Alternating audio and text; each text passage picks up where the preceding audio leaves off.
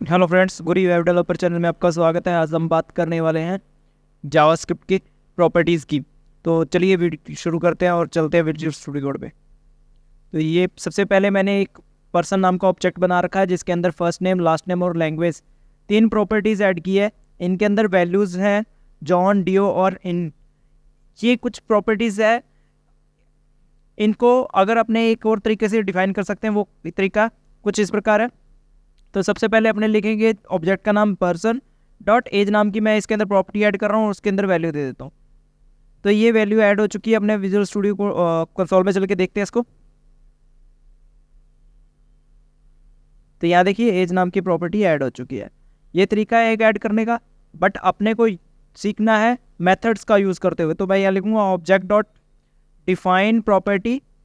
इसके अंदर सबसे पहले जो अपना ऑब्जेक्ट है उसका नाम देना है, फिर किस नाम की प्रॉपर्टी बनानी है वो देना है, कॉमा, फिर एक करली ब्रैकेट्स, उसके अंदर आपको वैल्यू लिखना है और वैल्यू के आगे कॉलर लगाना है और उसके आगे वैल्यू लिख देनी है, कितनी वैल्यू आपको देनी है। मैंने इसके अंदर वैल्यू दे दी। अब यहाँ अगर चेक करता हूँ तो वो सेम ऐसी एक प्रॉपर्टी इसके अंदर ऐड हो चुकी है।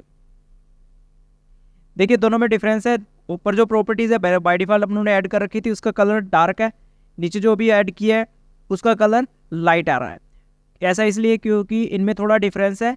जो बाय डिफ़ॉल्ट ऐड करते हैं उनको आप चेंज कर सकते हो और लूप द्वारा प्रिंट भी करवा सकते हो, बट जो अपनों ने अपनी डिफाइन मेथड द्वारा अपनों ने बनाया है इसकी वैल्यू चेंज नहीं कर सकते और ना ही इनको आप लूप कर सकते हो। इनके रूल्स हैं, इस रूल्स को बदला भी जा सकता है। तो सबसे पहले अपने इसको वैल्यू को बदलने की कोशिश करते हैं और देखते हैं कि क्या ये वैल्यू बदलती है।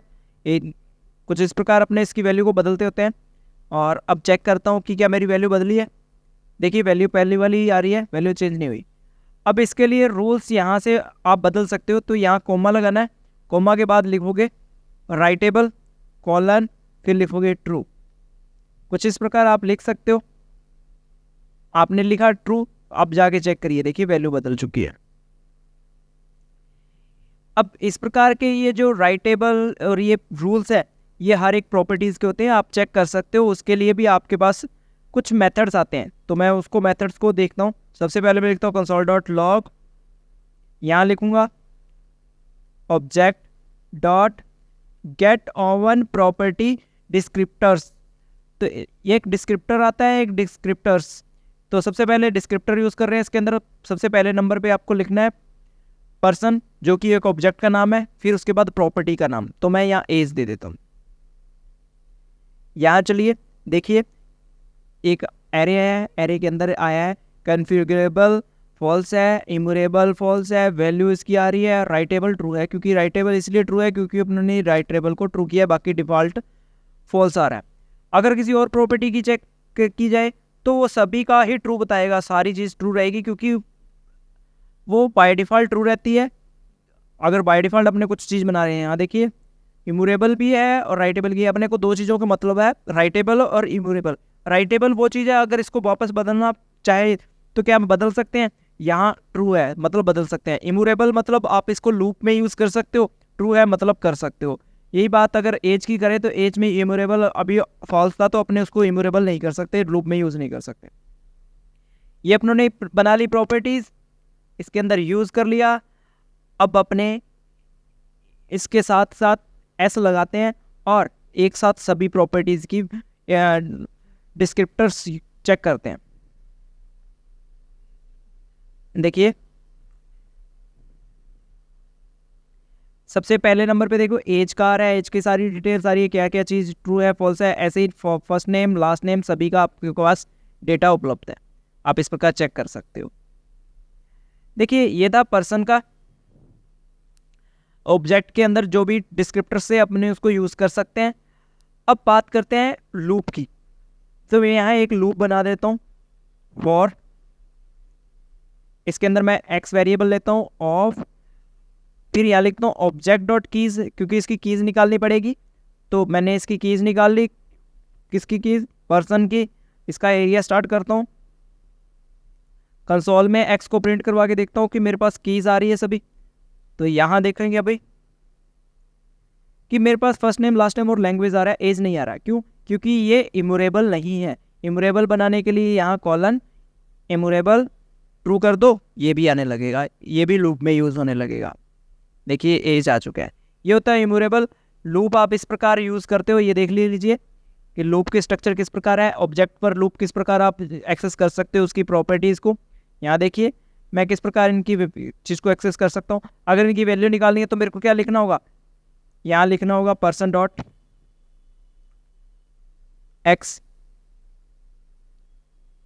एक मिनट, इस एक्स को आप ब्रैकेट्स में करना होगा, डॉट से नहीं। तो अब देखिए आप इसको एक्सेस कर पाओगे।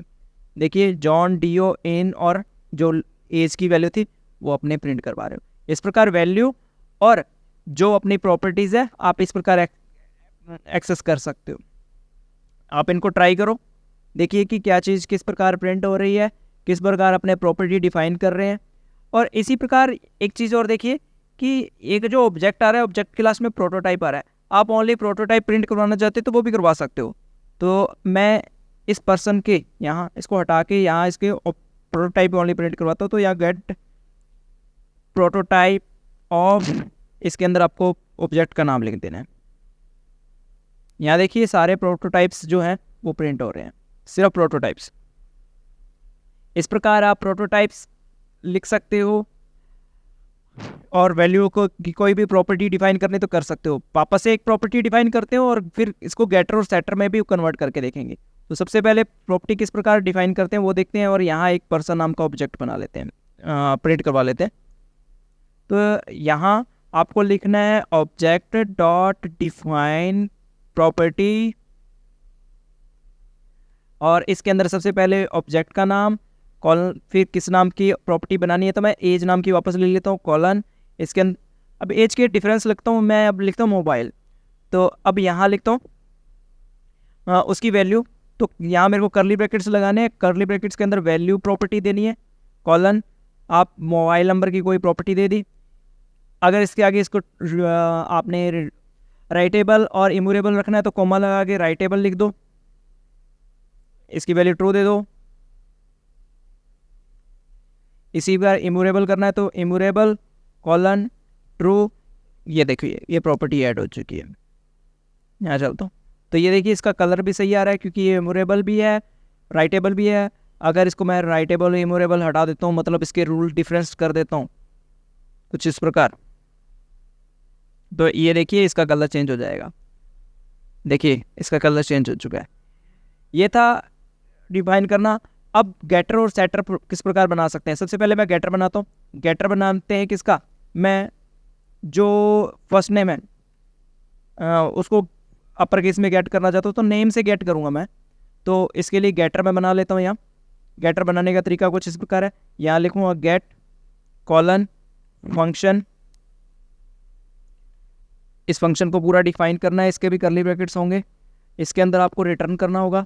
हमेशा ये याद रखना जो गेटर होता है वो रिटर्न करता है, सेटर कुछ नहीं रिटर्न करता। तो यहाँ लिखूँगा दिस डॉट जो फर्स्ट नेम है टू अपर केस। अब यहाँ चेक करिए, देखिए इसके अंदर चलिए तो ये देखिए नेम नाम का एक गेटर ऐड हो चुका है। अगर इसमें क्लिक करूँगा तो ये इन्वोक मतलब इसको कॉल कर दी जाएगी। देखिए इसकी वैल्यू प्रिंट करवा रहे हैं यहाँ। अब यहाँ अगर यूज़ करना है तो किस प्रकार कर सकते हो, आपको डायरेक्ट लिखना है नेम। अब यहाँ चेक करिए इसका नेम आपको बड़े अक्षरों में प्रिंट होकर दिख रहा है क्योंकि अपने ने गेटर इस प्रकार बनाया। अगर मैं नेम की वैल्यू चेंज करना चाहता हूँ, उसके लिए सेटर बनाना चाहता हूँ, तो मैं यहाँ लिख दूँगा सेट, गेट की जगह लिखूँगा सेट। यहाँ मेरे को एक डेटा लेना पड़ेगा, ए नाम के वेरिएबल में डेटा ले लेता हूँ। अब यहाँ रिटर्न नहीं करूँगा, यहाँ लिखूँगा this dot first name equal to जो अपने पास ए डेटा लिया है।